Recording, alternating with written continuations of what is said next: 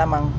Ayun natin sa labas mamaya. Ayun guys, pwede natin ibigay sa customer yan. Hindi na po tayo mapapahiya yan guys. Kahit itumbok pa ng customer yan, ayos na ayos po yan guys. Hello po guys, kumusta po muli sa inyong lahat.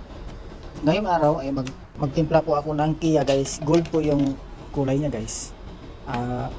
Wala po siyang color code guys. Ang sa akin naman guys, may color code man o wala, mamanualin ko pa rin.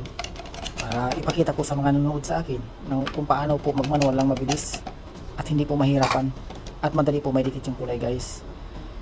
Guys, hindi po ako tumitingin sa computer kahit kahit may color code pa yan, hindi po ako tumitingin.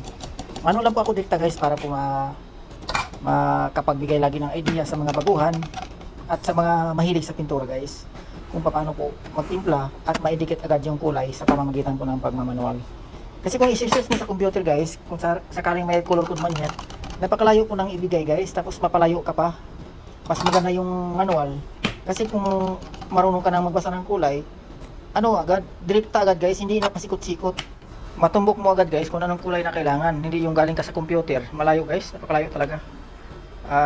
Kaya ako hindi na ako nag-search sa computer guys. Dikta na po ako manual.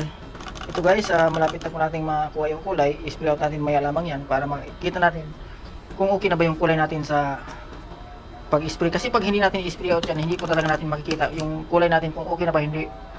Iba kasi yung guys, basa to basa. Iba-iba kasi yung ng kulay guys. Mayroong basa to basa parehas pag i-spray mo malayo. Mayroon din basa to basa pag i-spray mo dikit. Depende kayo sa kulay guys. Kailangan talaga para sure ball ka guys. I-spray out natin. Ito guys, kulang pa ako sa pambukol. Kaya adjust pa tayo ng adjust para may dikit natin. Mga gold kasi yung harap niya guys. Kaya kailangan po natin maglagay ng mga kulay na mahabol natin yung gold sa harap. Maya guys, ipakita ko sa inyo kung paano ko po maidikit yung kulay na yan sa pamamagitan po ng pag-spray. Pero sa ngayon, adjust muna natin. Idikit muna natin sa pangalawang pagkataon para nang sa ganun makita natin kung ano po yung kalabasan natin kulay sa pangalawang spray out. Pero bago tayo mag-spray out, idikit muna natin para nang sa ganun ay hindi po tayo magkasaya ng panahon at oras. Ito na po yung pangalawang spray out natin. Makita natin maya lamang. Ayun sa guys, maganda na yung kulay natin. Tingnan natin sa labas mamaya. Ayun guys, pwede natin ibigay sa customer yan. Hindi na po tayo mapapahiya yan guys.